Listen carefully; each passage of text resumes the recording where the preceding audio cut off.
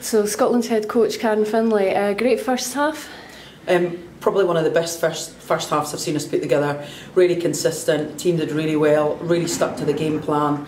There was some really good individual performances within that first 40 minutes. Jade Conkell carried really well for us.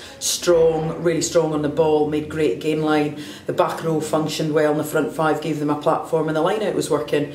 And we, 8-3, letting in one try, but that was probably, against the run, very much against the run, but it was containable. It was a really good first half. And where do you think the turning point came in the second half? Turning point, absolutely categorically, came in the 56th minute. We got our 10, Tanya Griffiths was sin binned. That took us down to 14 men.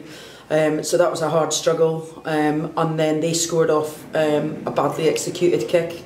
So we conceded a good 10 points within that 10 minutes of the sin bin, which then just let Ireland pull away. And it's very difficult to come back against them because they are a well organised and well drilled side. But that 10-12 minute period was just fundamentally game changing.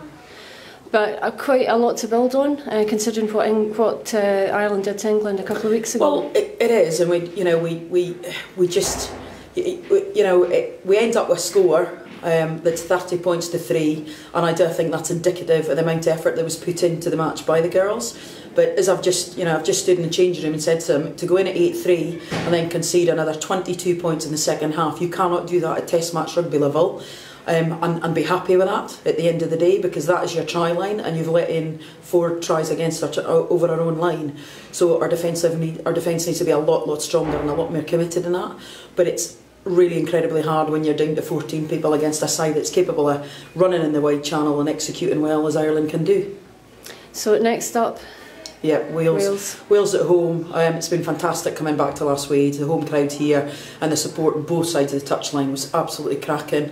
Definitely a huge thank you goes out for the management and the players on our behalf. But we've now got a massive game against Wales in 2 weeks' time before we go to France.